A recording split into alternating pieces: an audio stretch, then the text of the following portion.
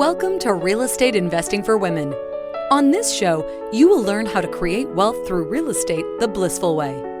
That means with very little stress and very little time. We talk about strategies, mindset, heart set, money smarts, resources, and so much more to ensure you're able to create the success you most deeply desire.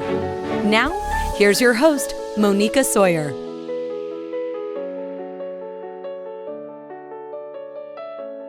Today, I am so excited to welcome to the show David Wood.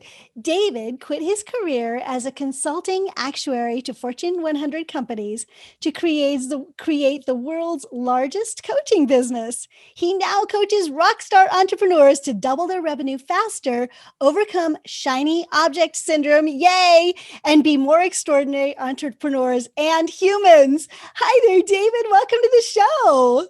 Thanks, Monica. I'm glad to be here. And I really like how you grounded yourself before we started this interview. Gave me a chance to take a breath, drop in, really feel into my body and maybe even a little beyond. So I've done 160 interviews and I haven't seen a host do that. I'm really appreciating that about you. Oh, thank you so much. And that's such a great way to dive into your topic too, right? When you're doing something, when you want to be extraordinary at something, I can't say I feel like I am extraordinary, but that's certainly my goal. You want to make sure that you can focus, that you really ground, that you're really present in every moment, every breath, every thought, every piece of the conversation, don't you think? That's the goal.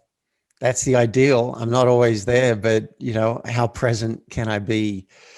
And sometimes like mid-sentence, I'll realize, I've stopped breathing. I could really take a breath because it's easy to get amped up when I get excited about things. So yeah, it's a constant journey. Get excited, get amped up, but can you also stay grounded at the same time? Absolutely. It's definitely a skill. So, and thank you for recognizing that. Yeah, for sure. Yeah. So tell me, I just want to hear like the 2-minute version of your story of how you became the guy that you are today doing what you're doing. Sure. And I didn't realize this was the story until I started podcasting and started answering questions. But it seems when I was very young, I had a tragedy in my family.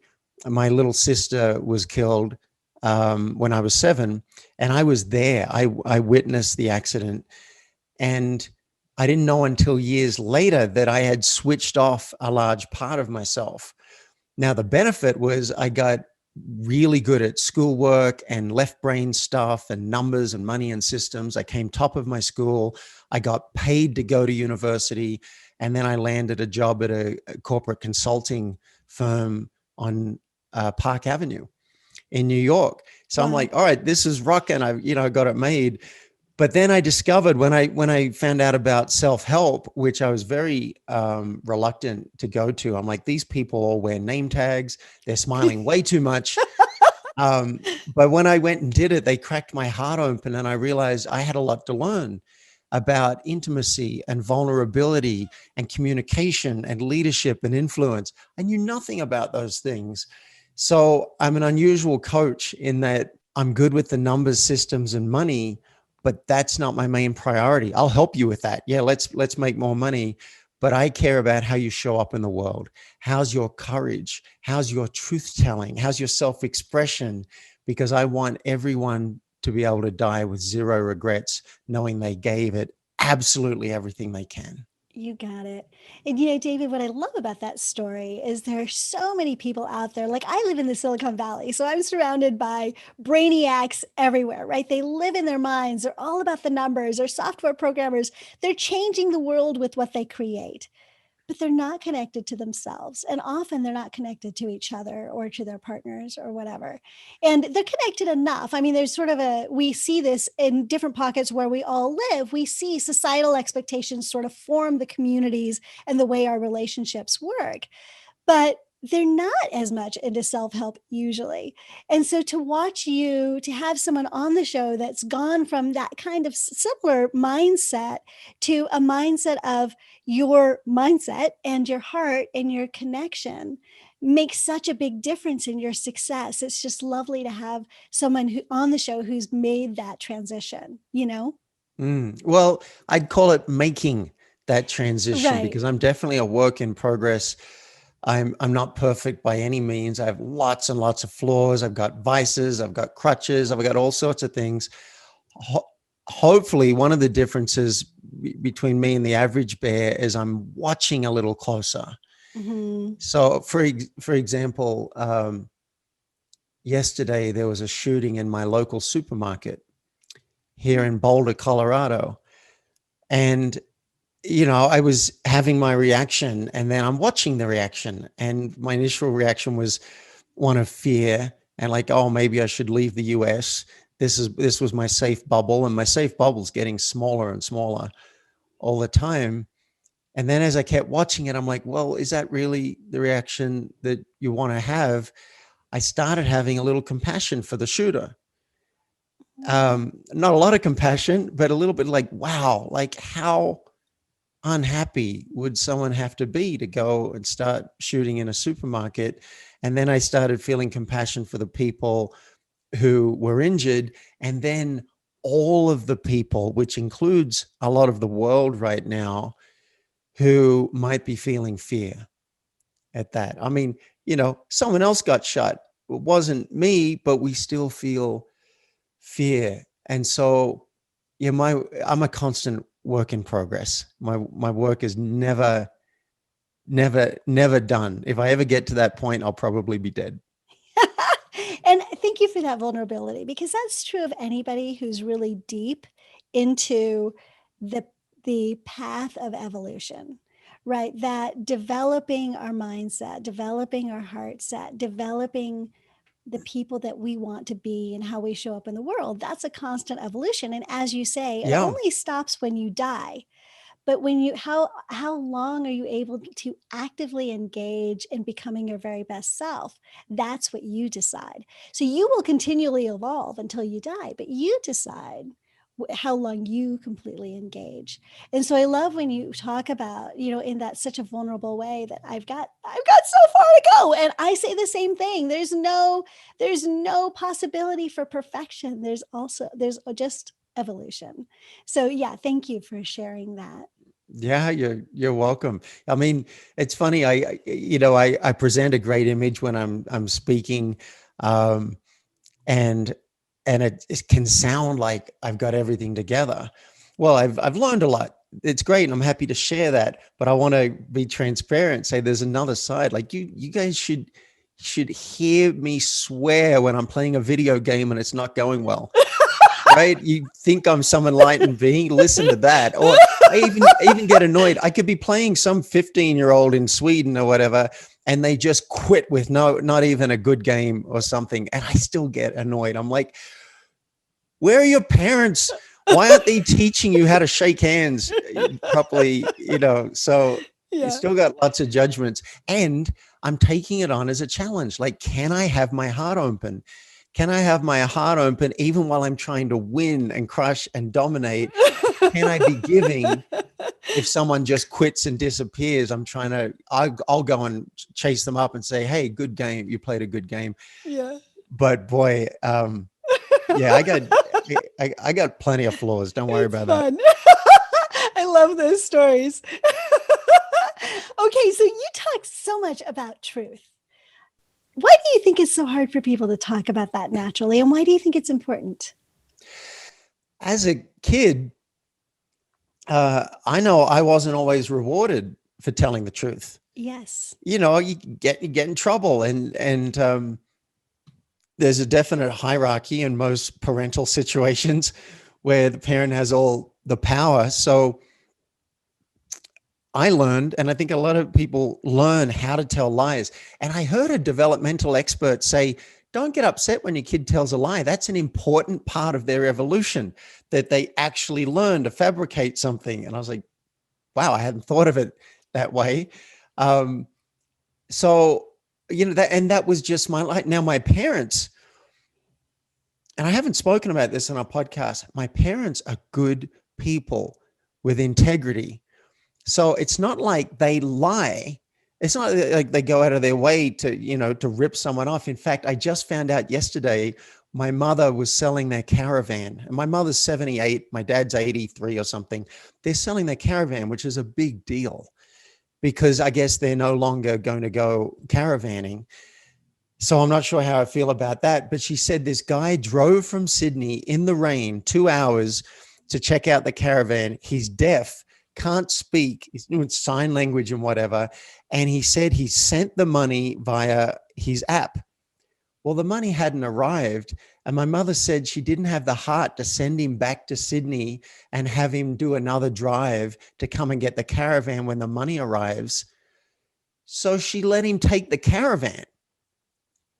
She's like, I'm just going to trust him that the money's going to come. $8,000 caravan. Wow. So I really have a lot of respect for my parents' integrity. You see, if my mother could ever, steal money from someone else, then she wouldn't trust this guy. But she couldn't even imagine that someone could not follow through with the money. So they have that. And yet a lot was hidden as I grew up. Like maybe you just don't say something because it's going to be awkward, or you don't say that because it is going to get you in trouble, or you tell a white lie. Like that's very common. Fortunately for me, I discovered personal growth, and I had some really good coaches who were showing me another way of being. So they showed me what it's like to have pristine integrity and to have those tough conversations. I had to make a list of all the people that I had anything less than full love for.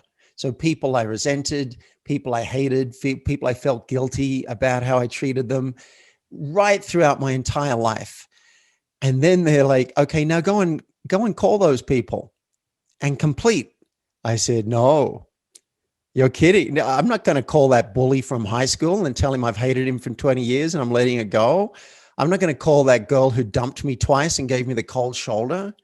I'm not going to call that boss who I sued and see if we're good now. And they helped me dive into like why I didn't want to do it and all the fears I had around it. And then they showed me a way to go and do it. And I tell you what, Monica, those calls were incredible. I was terrified. But when I actually got on the phone with these human beings and spoke my truth and was connected with a slightly open heart, wow, these people surprised me over and over and over again. The bully said, what can I do now to help you or us move forward? Mm. The girl who dumped me twice, I said, I don't need an apology. You don't have to do anything. Just listen. She said, I'm so sorry. I was young and stupid, and I'm really sorry for how I treated you. I'm in tears. Mm. The boss that I sued, I said, yeah, I just want to check if we're good. Is there anything I can do? He said, well, at the time, I'm sure I didn't enjoy it, but that's water under the bridge. And then we got talking about his life. We never had a personal conversation. Now he's sharing about his divorce and what it was like going through that. So I'm an advocate and evangelist for truth, not all the time. And I'm happy to get into that, but 9 out of 10 times, if you're willing to model courage and to take a risk and reach out and connect and share your truth with another human, 9 times out of 10, I found you'll be happy that you did it. So, so I've done an interesting thing, very similar to what you just talked about, but I didn't actually have the conversations with the people. Some of it is just because I don't have access to them. But for me, I did it a lot for my own closure. And I think what happened for me also is that moving forward, I make sure that I don't miss the opportunity for truth or for honesty. So I have never recommended to go back to those people. Right. But I did the exercise for myself so that in the future, I would remain open and to capture any opportunities for truth. And do you feel like that's valuable, or do you really recommend people go deep and talk to all of the people that they I can? love that question. Yeah. Look, some people say, like, should you say anything? Like, let's take a current situation. Mm-hmm. Some people say, well, should you say anything? Should you not? I know a guy who had the three times rule. If it comes up in your brain 3 times, it's time to say something about it. Mm-hmm. Now, your question's a good one. What if it's something from the past? Well, look, if it depends how committed you are to growth and self-expression and emotional freedom. Mm-hmm. If it's a minor thing and you haven't thought about it in 20 years, all right, maybe you don't care. But if it's something you have thought about more often than that, it might be something unresolved for you. Now, I do believe it's possible to get some healing and some completion by writing a letter, Mm-hmm. and you don't even have to mail it. You can mail it to yourself. This is particularly important if someone's died and you cannot speak to them physically. You can have a role play conversation with them, or with your coach, or you can write a letter. Mm-hmm. Big fan of that. In fact, I had someone in prison and I was coaching them on reconciling with their mother, and they were so scared to have the relationship. I said, write a letter, and then it's up to you if you want to mail it. You may not get the result you want, but it's up to you if you want to take that extra risk. Now, having gone through this myself and had those scary conversations with people from my past, I am a massive fan for that. It takes courage. So you get to exercise that muscle of courage, and it allows you to actually, you don't know what impact that conversation is going to have on the other person. Mm-hmm. So it could, my brother went and did this with an ex-partner, and he wasn't going to call her. He's like, oh, it's weird. I've moved on. She's moved on. And his coach said, you'd be surprised. Just have the call. And so he did. And he said, look, I want you to know it wasn't you. It was me. You were wonderful. I just didn't want to be in a relationship at that time. She broke down crying. She'd been carrying that around for years, thinking there was something wrong with her. And he said to me, and this was a guy who had no money at the time, he said, that conversation was worth $10,000 to me. The difference I made in her life. So I'm a big fan of doing it. Now, there's a way to do it well, and there's a way to do it badly. If you go in with, you wronged me, I'm a victim, and I need you to apologize, look, that might work, but you're setting yourself up for a tough time. If you can get to a space where you don't actually need anything from the other person other than listening, it's going to go better. I actually have a model for this. It's called the CARE model, CARE. And I'm happy to give it away to listeners. Particularly if you remind me at the end when we give away the URL, I'll tell them how to find that. It's a wonderful download. It'll give you clarity. So you don't even have to decide if you're going to have the conversation with a person. Just fill in the worksheet, get the clarity. After that, you'll know if you want to go and have it with them, and it'll give you a wonderful paint by numbers system to have the conversation. Nice.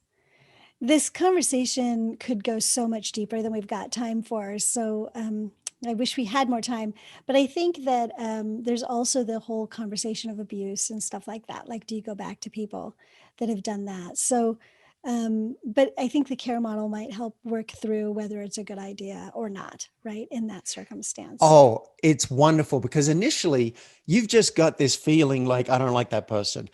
I wouldn't like to see them on the street. I'm annoyed at that person. That person's just a jerk. That's all you've got. When you do the worksheet in the CARE model, you will get clear on what your intention is. Like, what's a positive intention if you were going to have the conversation, and what are you afraid of? That's good information. Oh, I'm afraid they're going to think I'm an idiot. I'm afraid it's going to make things worse. I'm afraid it's going to be, I'll feel awkward. Just get clear. The clarity is wonderful. And then there's a checkbox. It'll ask you what could go wrong. And then there's a checkbox. I am willing to accept these consequences. And if you're willing to check that box, okay, you're good. If you're not willing to check the box, for example, the conversation, I've had a conversation where I confessed to a crime. I called someone. I said, it was me. I was, when I was a teenager, I did this thing. I'm very sorry. How can I make it right? I could have gone to jail.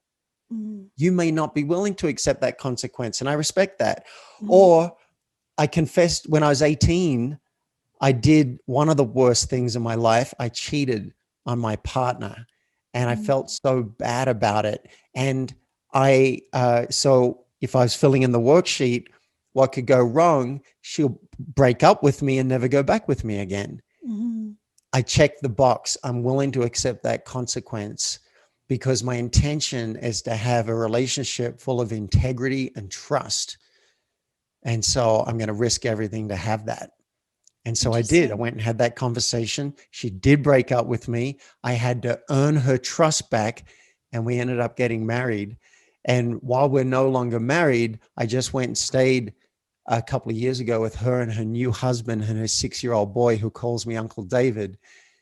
So again, I'm a big fan for telling the truth. I'm a big fan for not cheating in the first place. But if you have been dumb enough to go and make a mistake like that, I personally am a fan for making it right and risking the relationship. But you may choose not to. You're like, no, I'm not willing to risk that. So that's not a conversation you would have. Interesting. Unless I'm your coach. If I'm your coach, you're going to be hard pressed to get away with not making things like that right, Yeah. because I know what's available Right. when you do. Right. Okay, cool. That's awesome. It's yeah, that's awesome. Thank you for those examples. Those are really enlightening. Could you talk a little bit about the monkey mind? So, one of the things that I find on this show is that, every single episode we've got, not every single one, but about 50% of the time, I've got like a new strategy. Someone's coming up with a new product or a new strategy or a new something. I always tell people there are a million ways to make $1 million in real estate, but you do have to pick one. And what that means is that you can't constantly engage with this sort of shiny object syndrome. It takes focus. It takes taking action, focused action, right? So, could you talk a little bit about sort of that shiny object syndrome and how to move away from that to having sort of peaceful, focused, focused mind, right? So you can take focused action. Okay, so the question is the human mind like a monkey on crack? Yeah. That's one question. Right.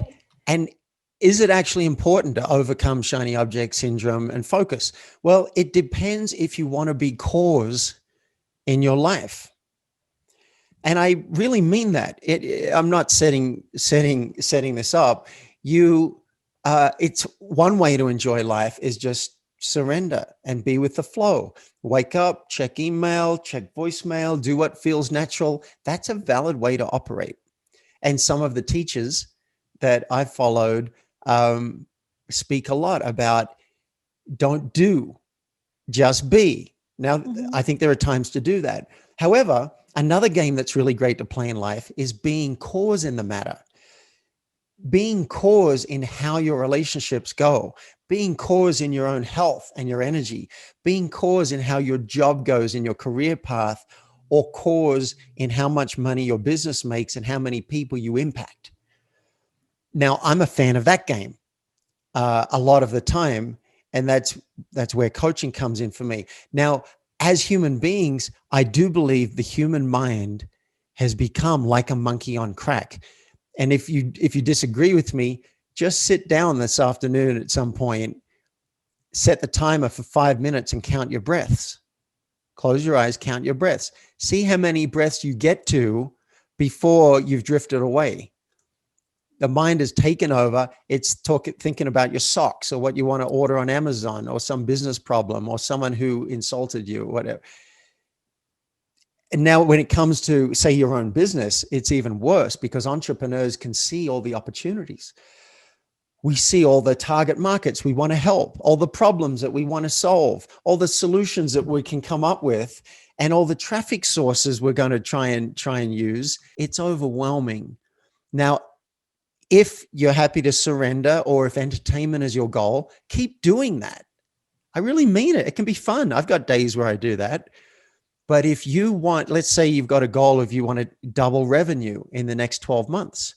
Well, okay, if that goal matters to you, and maybe you want to double your time off, so you got more time to spend with your kids or write that book or go swim with dolphins or volunteer in prisons, whatever it is, then it starts to matter. And we need to actually focus so that we can be at cause. If you don't do it, you will be at the effect of life and you'll be bounced around with other people's agendas. Look, just check email in the morning and you'll see exactly what I'm talking about. Now you're working on other people's agendas. I caught myself this morning. I was just checking through for important emails. Yeah, right. That's so difficult. And then I found one and it required me to go to a website and just enter something to unsubscribe. And I'm like, wow, David, step away from the task. Let's get back to being at cause. So I have some recommendations. I'll give you a few tips to help you focus. And then at the end of the show, I'll give you a cheat sheet that's got the full checklist. Perfect. So firstly, you've got to know where you're heading. So 12 months from now, what are the goals that would have you do the happy dance should you achieve them? Like if you and I were talking 12 months from now, looking back and celebrating and you're dancing your ass off, what would those goals be? 3 big ones. You can have lots of little ones, but those should go in the drawer for when you've achieved the others, right? Because again, I had a client, I've got 20 goals. Is that too many? Like, yes. Have 3 goals that really matter, put the rest in a drawer, you'll pull them out when the others are done. All right, so that's tip 1.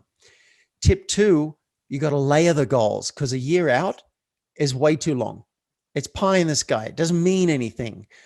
So bring it back and have the 3-month version. And then you need the 7-day version. And what are you going to do tomorrow? So that's tip 2. Tip 3, that'll set you up for now, but what about next week? What about the next week, a week after?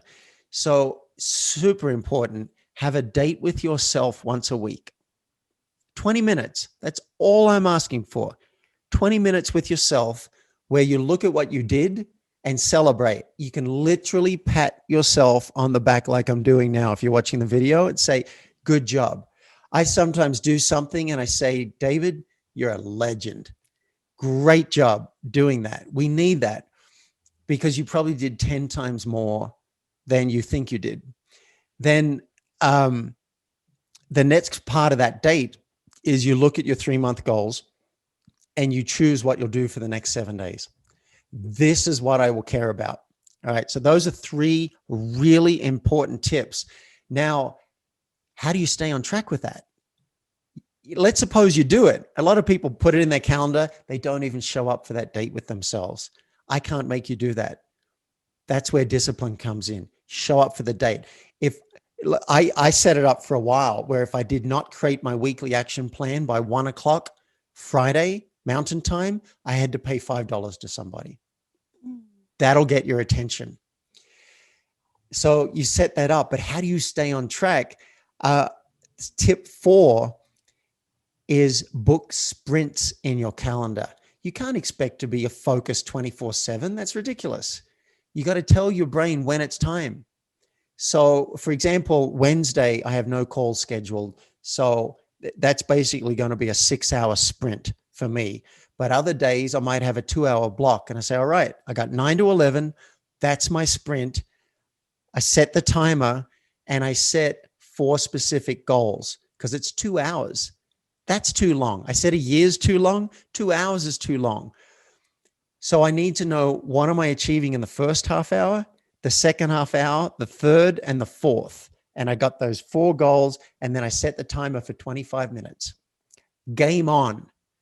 That's a sprint. That keeps me focused. Now you'll find when you start doing this, listeners, you might fall off the horse. Hey, that's fine. You get distracted. You're doing something else. Not doing what that goal is. It's written down. That's the monkey mind. Oh, I got caught up in email. Oh, someone came and knocked at the door. Yeah, you're going to have to learn how to guard that time jealously. Guard it. Put a sign on the door. Talk to your family. Let them know how important this is. Turn off all notifications. Phone on airplane mode. These things and more are covered in the full checklist. I love the way that you talked about game on. Yep. Game on. It's like a boss is waiting for your deadline, right? You are generating artificial accountability because if you have a boss that does it for you, okay, hey, I need this by Thursday, 3:00. You go like working like crazy. You've got to do that for yourself. If you just say, all right, I got 3 hours, I'm going to work on my website. Oh, bad news. Working on your website is an infinite game.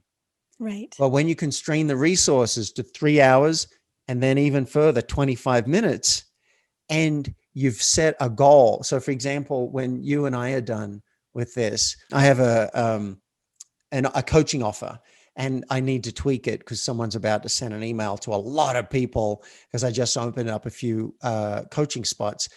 So I'm going to do that. But working on the page is not a goal. Having the first draft done in 25 minutes is a goal. And then drafting the application form in 25 minutes is the second goal.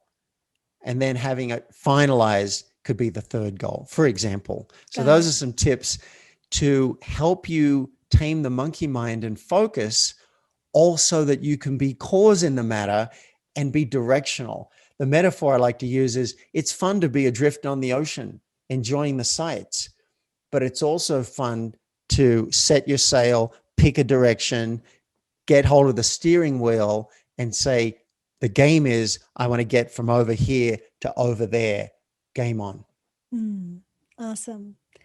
So do you take a 5-minute break every half hour? It's not 5 minutes. That's roughly 5 minutes. But what I do is most of the time I can get myself to agree to get up, go to the bathroom, maybe get on the Pilates ball for a quick stretch. It might only be 3 minutes and then I'm back in. And that's part of the reason you make yourself do this break so that you're constantly hungry. You want to get back to it. Like the timer goes off. I'm like, are you kidding? I just got started on this. But by forcing myself to honor that, I can stay hungry and keen and interested. If I just hit repeat, which I sometimes do, I think that's a mistake. Sometimes I do it. I hit repeat. I'll do an hour and then I'll do the break and come back. But if you do that too much, you can burn out. You end up going, oh, what a day. I got a lot done, but I'm just burned out and I don't want to even look at that website again. We don't want to do that. And do you want to focus on one thing? So it's like a batch of activities on the same project, let's say, right? So it's not like what you would do is you would start on your website for a half hour and work on your copy for that. And then you would jump to making phone calls to, customer service calls. And then you might jump to, preparing my itinerary for next week's travel. And then, so you wouldn't do it like that. It would be 4 half-hour spots focused on one project. So maybe it's the different, like you talked about, the different aspects of your website or the different aspects of your offer, right? Yeah. Well, this is a good thing to do the day before is set your alarm for say 4:00 to say, all right, choose the 2 things that I'm going to do in my business tomorrow or job that'll make the biggest difference. So that's focusing the mind already. And so for me today, the 2 big things are finishing this coaching offer and getting a bookkeeper started on my books. I've already interviewed a bunch of people. It's just a matter of picking someone and saying, all right, get started. And so those are big things for me. So I'll probably do say maybe 2 hours on the website. And then if it's not done, I may just keep going because I do like to batch. And if I try and multitask, it's not as rewarding. It's like I'm loading up all this stuff in my brain for this coaching offer and how I want to offer it and how I want to serve and then what I want people to do. And then the email sequence, like that's a lot to load up. I don't want to do half an hour of that. It's crazy. It's basically multitasking. I know multitasking is like at the same time, but if I do like half an hour on this, half an hour on that, half an hour on that, it's fine if they're small projects, no problem. Testimonial videos. I got to get 3 of those videos off to my video editor. I can do that in half an hour. So that's fine. Boom. I can do that. And then setting up a call with my programmer. I can do that too in 5 minutes. So I don't mind going through a sequence of small jobs, but if it's a bigger task, I don't want to do a little piece of it Got it. generally and then go through. I'd rather, how good is it going to feel when I've got the thing done? I love the web page. I feel like it reflects me, reflects my heart, and all that's handled. That's going to feel really good, and then I can send it off to my my friend and colleague, who's then can queue it up and send it out to the world. There's a result. So yeah, I'm a big fan of batching. If you're going to call prospects, batch it. You don't Right. want to load up everything and get yourself psyched up for one call. That's right. Usually That's the first 2 calls for me are the scariest, and after that I'm great to go. So I want to milk that. So you might have Monday from 9 to 12 is calling time, and like, let's crank it Just out. do it. Yes, Yep. absolutely. Awesome. Oh my gosh, we could just keep talking forever. And actually, we're going to talk a little bit more. I'm going to be on his show next. We're batching. We're doing 2 shows all at once, which is going to be really fun. But before we end this show, I want to talk a little bit about what we're going to do in Extra. So Extra, we have a couple of topics. I'm hoping we'll get to both. But the first one is, what are the 9 skills that business owners need to have to double their revenue? I thought that would be really, really relevant for you ladies, because what David does is he kind of gives you what those 5 skills are so you can discover where your strengths are and where your weaknesses might be. He says 10. 9 skills. Oh, 9 skills. Forgive me. Yes. Okay, good. Why don't you talk a little bit about it? Yeah, sure. Well, I've identified 9 areas. See, because the plan for one person is not the same as the plan for another person. Right. So the first thing you need to do is work out which areas of your business where you're strong and which of these 9 skills you're weak in. So then you know, all right, now I know what to do for the next 3 months. I need to boost these up. That's how to double revenue. So we're gonna talk about that. Perfect. So that's going to be an Extra, ladies. So stay tuned for that. David, could you tell everybody how they can reach you and about your free gift? Yeah, sure. I've lined up some tools that'll be really valuable for you. One is the checklist on how to double your productivity. It's quadruple, because you can get twice as much done of what matters in half the time. We went through about 4 of the list. There are 10 things that you need to know on that checklist. And then the other thing is these 9 skills. I have a free training. It used to be 2 hours, and I spent all day getting it down to 35 minutes. And you'll know at the end of that, these are my projects for the next 3 months. You'll also know if you're a fit for my Samurai program, where I basically walk step by step through it with you and help you double revenue over a year. So you can do all of that at myfocusgift.com, because I want to give you the gift of focus. So I created a URL that's easily memorable, myfocusgift.com. Take you straight to my website. And if you want to get a couple of videos from me every week, you can do that too. Oh, and I did promise people the care model for tough conversations. Again, go to myfocusgift.com. You'll have to look in the menu, in the navigation menu, and you'll find the Tough Conversations care model. Free download. Nice. Love that. Thank you so much. My pleasure. Okay, so are you ready for my 3 rapid fire questions? Yes. Okay, here we go. So David, tell us one super tip getting started in real estate investing. A super tip for getting started in real estate investing, talk to Monica Sawyer. I love that. Give us one strategy on being successful in real estate investing. Well, get a mentor, get someone who's done it, get someone who's been there. You can do it the slow way. That's fine too, if time doesn't matter to you. But if you want to accelerate, I'm always a fan of grab a coach, grab a mentor, someone who's been there, done it. If it's good enough for Bill Gates, I figure it's good enough for all of us. Mm-hmm. And then what is one strategy you use every single day that contributes to your personal success? I meditate. I'd lay down and rest for 20 minutes each day. It's something that I need to reset and recharge. Okay. Thank you for that. So ladies, he opted to not prepare for those questions. So he didn't even know what those were. And that was so well done. Thank you.